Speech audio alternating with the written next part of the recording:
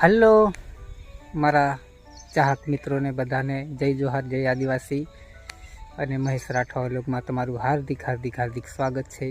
અને આજે આપણે એમ તો જે જોવાનું છે કદાચ તમને થંબનેલ જોઈને ખબર પડી જશે, તો મિત્રો વિડીયોમાં બન્યા રહેજો. અને જે અમે નાના હતા જ્યારે કલાકાર નહોતા ત્યારે અમે આવી જગ્યા પર આવીને ગીતો ગાવતા અને એના પછી અમે ગીતો બનાવવાનું સ્ટાર્ટ કર્યું. તો એવી જગ્યા હું બતાવીશ, તો વિડીયોમાં બન્યા રહેજો.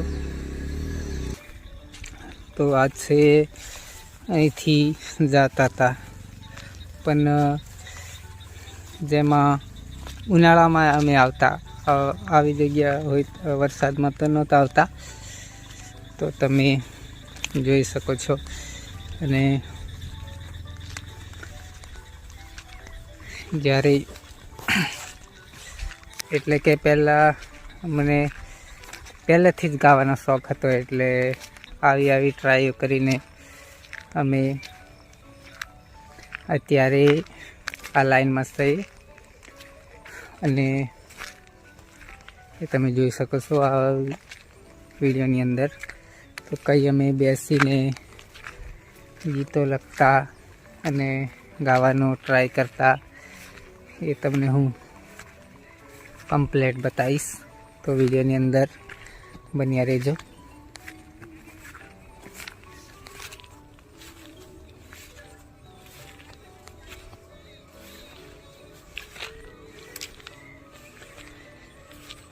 તો ફાઇનલી આપણે જે જગ્યા પર તમને હું કહેવા જઈ રહી હશે એ જગ્યા ફાઇનલ આવી ગઈ છે. તો અહીં પથ્થર મૂકેલા છે, એટલે અહીંયા બેસીને અમે ગીતો લખતા.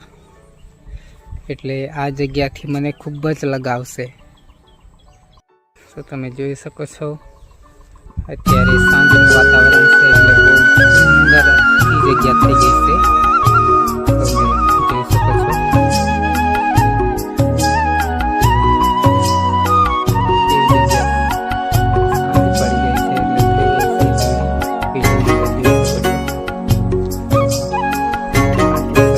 વાતાવરણ અને આ છે, તમને હું ઝૂમ કરીને બતાવીશ. આ છે અમારા નજીક છે, આ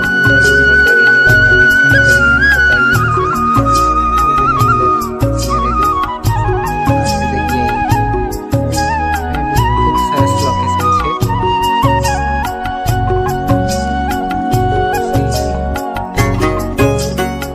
આમ જોઈએ તો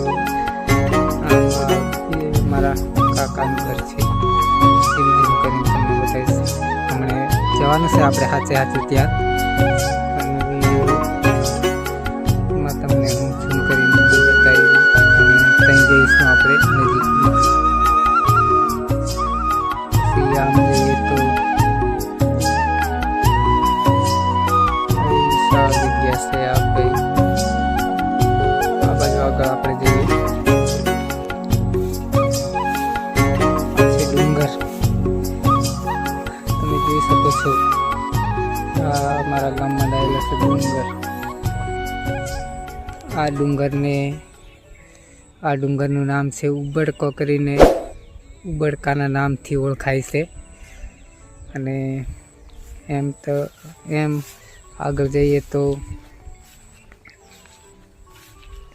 તમને હું બધા ડુંગર બતાવીશ, તો વિડીયોની અંદર બન્યા રહેજો.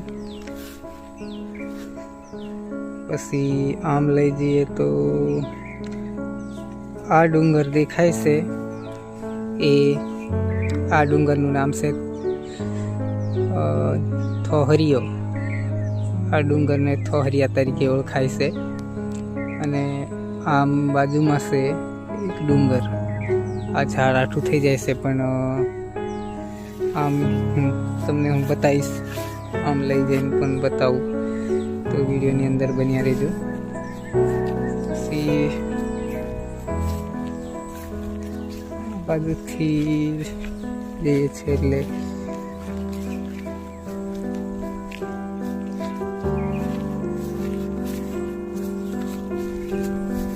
હા તો ફાઇનલી આપણે એ બાજુ જઈએ.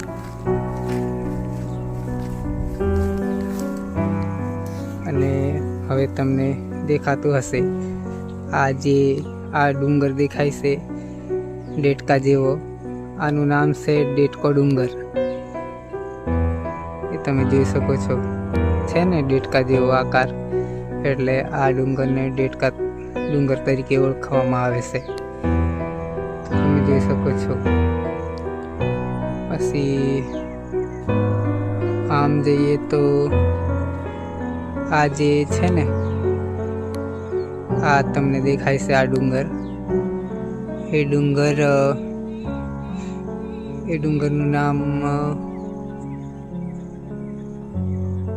આ ડુંગરને ઉટડી ડુંગર તરીકે ઓળખવામાં આવે છે. આ ઊંટ જેવું આ જે પથ્થર છે ને, ઊંટ જેવો આકાર બતાવે છે. આ ડુંગર ઉટડી ડુંગર તરીકે ઓળખવામાં આવે છે. તો તમે વિડીયો જોઈ શકો છો. સરસ જગ્યા છે. એમ તો આ બાજુ બી એક ડુંગર છે, એને બી હું તમને બતાવી દઉં એ પાછળ જઈને. અને આ ડુંગર છે, આ ડુંગરને ગુણિયો ડુંગર કહે છે. એટલે ગુણિયાના નામથી આ ડુંગર ઓળખાય છે, ગુણિયો ડુંગર. તો વિડીયોની અંદર તમે જોઈ શકો છો. ફાઇનલી મિત્રો તમને હું ડુંગર બતાવી દીધા, એ તમે જોઈ લીધા હશે. અને આ મારી પાછળ છે આ અનિલભાઈ, હાઈ કહી દો ને એકવાર.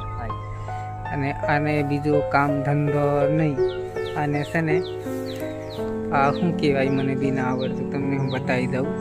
આને રમવાનો શોખ છે, આ ફ્રી ફાયર.